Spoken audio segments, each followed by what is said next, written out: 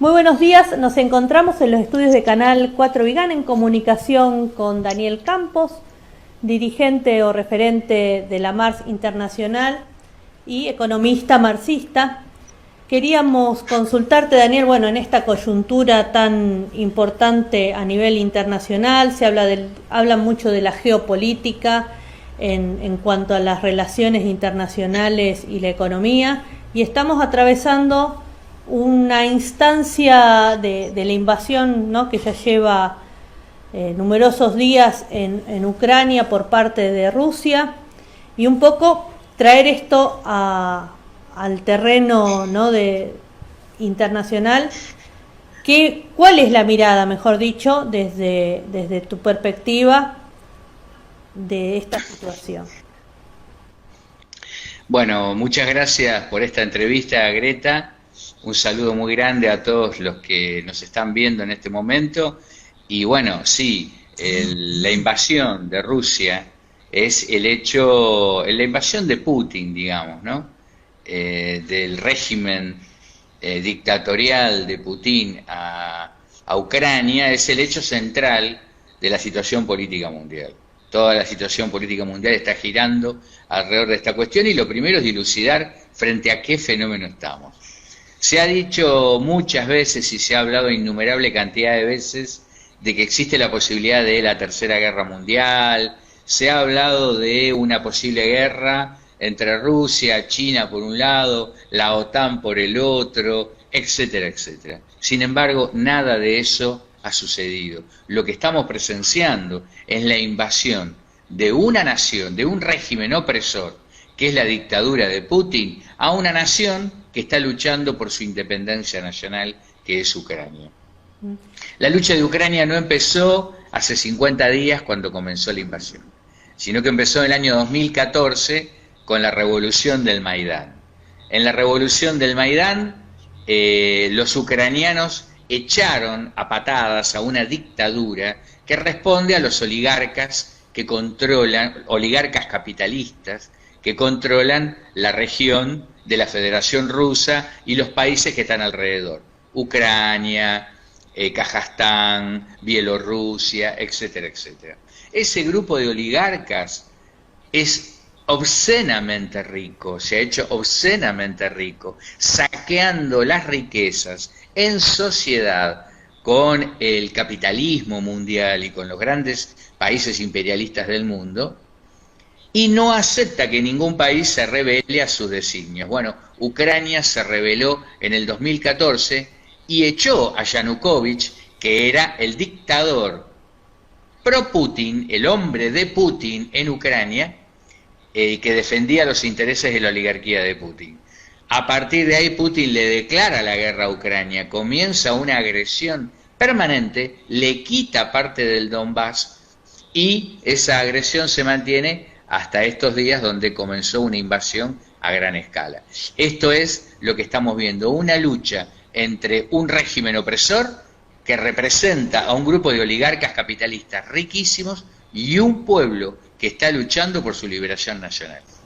Claro, porque hay toda una discusión también a nivel internacional de distintas corrientes que están planteando la defensa, ¿no?, del Estado por parte del Estado ruso, como si fuera una sociedad comunista. Se plantean esa clase de cuestiones desde políticos liberales a sectores también de la izquierda que defienden, ¿no?, esta invasión. ¿Es así? ¿Cómo es? Porque eso es lo más difícil por ahí de exponer a los sectores de trabajadores, al pueblo en general, porque hay todo un discurso, ¿no?, tanto del lado de los medios, de las multinacionales, por decirlo de alguna forma, y de los estados capitalistas, como también por parte de sectores supuestamente progresistas que hablan de que parece pobre Putin, que lo han dejado solo frente a la OTAN y estas corporaciones, ¿no? Es cierto lo que decís, Greta, hay toda una fabulación y una fantasía de pretender mostrar a la Federación Rusa y al régimen de Putin como opuestos al capitalismo, opuestos a Wall Street, opuestos al imperialismo mundial, a Estados Unidos, como una continuidad de lo que fue la Unión Soviética, y nada de eso es verdad. La Federación Rusa es un Estado capitalista y la dictadura de Putin es una dictadura capitalista que defiende los intereses de una pequeña oligarquía de millonarios. Es decir, a partir de la década del 90 del siglo pasado, hace 30 años, comenzó el proceso de saqueo y privatización de lo que era la Unión Soviética, se transformó en la Federación Rusa, pasó al capitalismo y todas sus riquezas, sus empresas, sus bienes, sus posesiones fueron entregados a las grandes corporaciones imperialistas. Así es como nació una oligarquía de los Putin, los Yanukovych, los Abramovich, que es, por ejemplo, el dueño de los clubes de fútbol de la Premier League, de Inglaterra, es decir, una oligarquía de magnates que se hicieron riquísimos asociándose a los Estados Unidos, a Wall Street y a las grandes corporaciones, no solamente norteamericanas, sino también europeas. Todo el plan de privatización que se llevó adelante en Rusia fue diseñado desde el gobierno de la administración Clinton. Ahí fue con Bill Clinton y Lawrence Summers, Lawrence Summers era en ese momento el ministro de Economía, lo que allí se llama el secretario del Tesoro de los Estados Unidos, quienes diseñaron el plan de privatización. Lawrence Summers viajó muchísimo a Rusia, en ese momento gobernada por Boris Yeltsin, y ellos fueron los que llevaron adelante la construcción de un nuevo Estado capitalista y de una oligarquía del 1% de ricos que se quedaron con la riqueza de ese Estado. Y además, Boris Yeltsin fue el que eligió a dedo a su sucesor. ¿Quién fue el sucesor de Boris Yeltsin? Vladimir Putin, un desconocido ex agente de la KGB que únicamente se dedicaba a acompañar a Boris Yeltsin en las campañas. Era un oscuro funcionario, ex miembro del Partido Comunista, ex estalinista, igual que Boris Yeltsin, que directamente empezaron a trabajar para llevar adelante la construcción de un Estado capitalista en Rusia. Es decir, Rusia no tiene nada que ver con el capitalismo hace ya 30 años, con el socialismo hace ya 30 años, es un Estado capitalista. El diseño del plan de privatizaciones se hizo desde Estados Unidos, lo hizo la administración Clinton, es decir, todos aquellos estados capitalistas y gobiernos capitalistas que hoy hablan mal de Putin fueron los padres de la criatura. Por eso tenemos fotos de Putin con Angela Merkel, la presidenta de Alemania, tenemos fotos de Putin con George Bush, tenemos fotos de Putin con Donald Trump, tenemos fotos de Putin con Boris Johnson, el actual presidente de Inglaterra. Es decir, tenemos fotos de Putin con los principales dirigentes del capitalismo mundial, que todos colaboraron con Putin y con el plan de privatización y saqueo de Rusia, cuyo pueblo sufre terriblemente el hambre, la miseria y la pobreza, igual que el resto de los pueblos de la Federación Rusa. Bueno, ha comenzado la rebelión de los pueblos y esto es algo que apoyamos fervientemente desde la Marx Internacional. Daniel, y justamente la coyuntura previa o la situación previa a esta invasión, tanto con la revuelta, por decirlo de alguna forma, en Kazajistán, las huelgas, toda esta situación también que al estar ligada, digamos, a toda Europa en cuanto a la prestación también de energía y de otros servicios que también nos interesa conocer, cuáles son todas estas relaciones que también hacen a la preocupación, mejor dicho, que tiene la población mundial sobre esta invasión. Bueno, de lo que se habla todo el tiempo es de que por culpa de la guerra están subiendo los precios de las materias primas y está comenzando un proceso de inflación en todo el mundo. Entonces, lo primero que tenemos que advertir es que los medios de comunicación que defienden el capitalismo mienten. Es decir, el proceso de inflación comenzó mucho antes de la guerra de Rusia y Ucrania.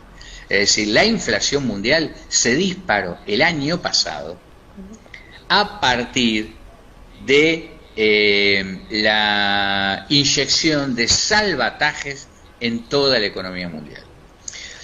O sea, en todos los países del mundo en el 2021 los precios empezaron a subir, sobre todo en los Estados Unidos. En Estados Unidos hacía 30 años que los precios no se movían. Y el año pasado la inflación se disparó al 6%. Y no había guerra entre Rusia y Ucrania.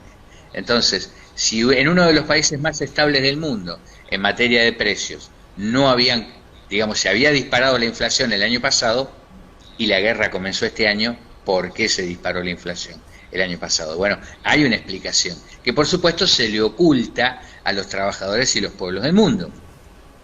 Es que cuando, antes de que estallara la pandemia del coronavirus, que recordemos, estalla a finales del 2019, comienza el virus a infectar en Wuhan, en China, por eso se le llama COVID-19, porque empezó en el 2019, en ese momento había quebrado Wall Street. Y sobre todo el banco más importante del mundo, que domina una parte muy importante de la economía mundial, que es el banco JP Morgan Chase, la fusión de la banca Morgan y la banca Rockefeller. La fusión de esos dos bancos dio origen a una megacorporación que domina una porción muy importante de la economía mundial. Incluso domina una parte muy importante de la economía de Rusia. Bueno, esta corporación que quebró en el 2019 fue rescatada con dinero que pusimos vos, yo y millones de personas del mundo. Le pagamos a los funcionarios y a los gerentes de JP Morgan Chase sus islas privadas, sus mansiones, sus yates, sus viajes por el mundo. Se lo pagamos porque esto se financió con dinero del Estado de los Estados Unidos, que por supuesto se financia a su vez con dinero que Estados Unidos extrae del mundo entero. Bueno, todos le pagamos a JP Morgan Chase salvatajes de los más grandes de la historia. El proceso de salvatajes no empezó ahora, Greta. Empezó en los años 2007, 2008 y 2009, cuando por primera vez todas las corporaciones globales quebraron al unísono. Claro. La que más recordamos es Lehman Brothers, que fue la que no pudieron rescatar. Pero el resto de las corporaciones fueron todas rescatadas. Y a partir de ahí comenzó un proceso de salvatajes que no frenó. El tema es que hasta el año 2019 el proceso de salvatajes había sido de unos 30 billones de dólares. Es decir, habían colocado 30 billones de dólares en 10 años. Bueno, pero en el 2019, cuando quebró el JP Morgan Chase y quebró Wall Street, solo en 2 años colocaron la misma cantidad que en 10. Claro. Es decir, los salvatajes que comenzaron en el año 2019 y que nosotros llamamos técnicamente QE4, consistieron en 30 billones de dólares. Semejante cantidad de dinero es imposible de comprender. Sí, sí, de dimensionar. Pensemos en que son en una hora miles de millones de dólares. Es decir, mientras estamos hablando, el Banco Central de los Estados Unidos está imprimiendo miles de millones de dólares. Entonces ya la impresión de ese dinero, que no solamente imprimió Estados Unidos, imprimió el Banco Central de Japón, imprimió el Banco Central Europeo, imprimió el Banco Central de Inglaterra, imprimió el Banco Central de China y todos los bancos centrales del mundo. El Banco Central de nuestro país, por ejemplo, imprimió 2 billones de pesos. Por eso el peso se devaluó espectacularmente. Sí, sí, o sea, todas las monedas se están devaluando. Entonces el fenómeno aparece a la vista de todos nosotros como que los precios de las materias primas suben. Uno va a la verdulería y la zanahoria es más cara, el zapallito es más caro y la lechuga es más cara, pero en realidad no es que son más caros, sino que el dinero que tenemos en el bolsillo vale cada vez menos. No tiene, Entonces, no tiene respaldo. esto es lo que dispara la inflación mundial. Pero además, como si esto fuera poco, los dueños de las corporaciones y los gerentes que reciben el dinero de los salvatajes, los utilizan para especular a gran escala. Y eso también sube los precios de todos los productos del mundo. Es decir, ellos salen a comprar empresas de alimentación, empresas de autos, empresas de informática, y eso sube los precios de la telefonía, de los alimentos, de los autos. O sea, todo sube, primero por los salvatajes y segundo por el uso que los capitalistas del mundo hacen de ese dinero, que lo utilizan para especular e inflar los precios en las bolsas para obtener más ganancias. Todo esto está disparando, generando una tragedia global de miles de millones de personas que caen en la pobreza y en el hambre porque no pueden comprar los alimentos. Es uno de los desastres que está construyendo el capitalismo a nivel mundial. Y por supuesto, la guerra entre Rusia y Ucrania agudiza un proceso que ya se viene llevando adelante hace más de un año. O sea, es un síntoma dentro de todo este mecanismo para poder de alguna forma llevar adelante esta estafa, pues es una estafa mundial lo que está haciendo el capitalismo, los capitalistas principalmente. Para sostener a la aristocracia del 1%, que es la dueña de casi el 70% de la riqueza global, los bancos centrales del mundo, con dinero del Estado, les financian sus empresas que están quebradas. Por ejemplo, Elon Musk, que tiene satélites en el espacio, el millonario más importante del mundo, ha recibido millones y millones de dólares, no solamente en concepto de salvatajes, sino en concepto de contratos de la NASA para poder lanzar los satélites, incluso utilizando las plataformas que pertenecen al Estado norteamericano. Es decir, esta aristocracia del 1% ha sido construida por el propio capitalismo. Y es una aristocracia que tenemos que erradicar, porque la aristocracia, la oligarquía de Putin, pertenece a esta aristocracia del 1%. Y fíjense lo dañina y lo grave que es cuando los pueblos intentan rebelarse frente a estos oligarcas y a estos aristócratas riquísimos. La respuesta de la oligarquía es brutal. Por eso hemos visto a Putin destruyendo hospitales, masacrando niños. Es decir, es una clase social que defiende sus intereses a cualquier costo. Es decir, cuando se siente amenazada, como está hoy la oligarquía de la Federación Rusa y sobre todo la oligarquía que rodea a Vladimir Putin, se siente amenazada, reacciona en forma violenta contra aquellos pueblos que se están levantando. Y fíjate que a partir del Maidán del año 2014, no solamente se levantó el pueblo de Ucrania, empezó también las movilizaciones en Rusia contra Putin, comenzaron las movilizaciones en Bielorrusia contra el régimen de Lukashenko y comenzó la movilización también en el Kazajstán, que fueron hace poco, hace 3 meses. Bueno, eso fue lo que motivó la invasión de Ucrania por parte de Putin. Claro, para contener también todo digamos, el caudal de lucha que estaban teniendo los distintos pueblos que están en la frontera, también a los europeos. Por algo la Unión Europea prácticamente no reaccionó más que de palabra o con medidas económicas los Estados Unidos, y no han apoyado como tendría que haber sido a los trabajadores y trabajadoras ucranianos ni al pueblo en general, ¿no? Claro, por ejemplo, lo que pidió Ucrania era que se construyera un misil, un escudo de defensa contra los misiles, porque lo que hizo Putin fue invadir por tierra, pero también tirar misiles que iban destruyendo infraestructura esencial, hospitales, escuelas, fuentes de energía, etcétera, etcétera. Hay un escudo antimisilístico que está usando Israel. Lo que pedía Ucrania es ¿por qué no nos coloca un escudo antimisilístico, lo que permitiría salvar la vida de miles de personas? La OTAN podía hacerlo y no lo hizo.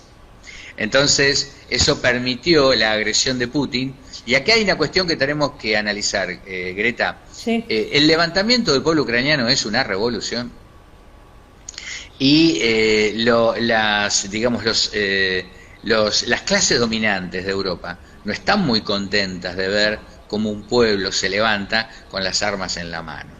Es decir, hoy el pueblo ucraniano resiste, no solamente porque el ejército resiste, sino porque está apoyado en la actitud de resistencia de millones de trabajadores y campesinos que no solamente se arman, sino que sostienen la resistencia con comida, con todo tipo de abastecimiento, con una movilización de miles y miles de personas que en todas las ciudades y pueblos construyen trajes, llevan comida, llevan alimentos, abastecen. Entonces, eso es lo que ha impedido que Putin pueda triunfar. Y ojo, Putin perdió la primera batalla importante, que fue la batalla de Kiev. Para el 20 de marzo, el intento de invasión de Kiev fue derrotado en sucesivas batallas, donde la resistencia ucraniana, utilizando el método de guerra de guerrillas, destruyó por completo a las tropas de Putin.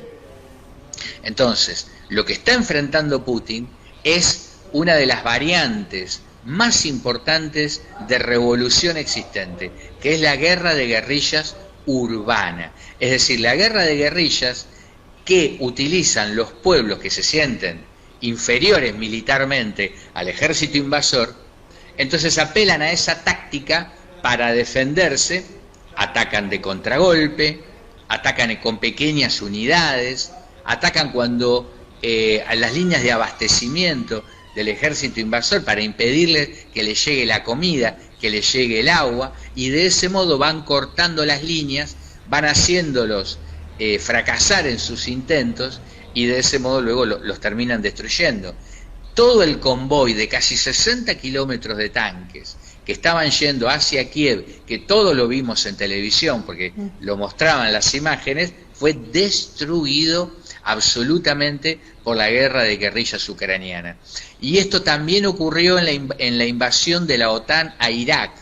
Cuando la OTAN invadió Irak, se enfrentó a una guerra de guerrillas urbana, que es diferente de la guerra de guerrillas que hubo en el siglo pasado. En el siglo pasado, en el siglo XX, hubo varias revoluciones con guerra de guerrillas, como la revolución china, la revolución nicaragüense, la revolución vietnamita, la revolución en Camboya, pero ahora no se trata de guerra de guerrillas en el campo, ahora es guerra de guerrillas de guerrilleros que viven en ciudades y son obreros, en su mayoría.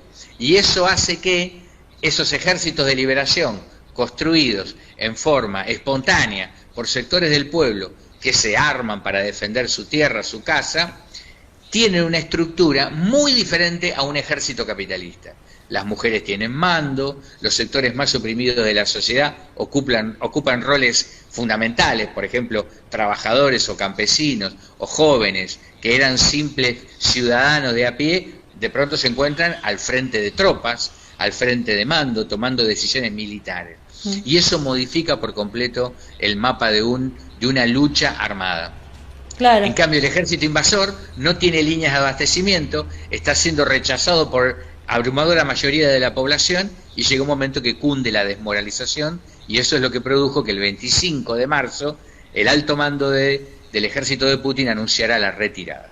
Por eso también están tan preocupados con la cuestión armamentística de devolver las armas, ¿no? Dicen que el pueblo ucraniano tiene que devolver las armas una vez finalice esta invasión.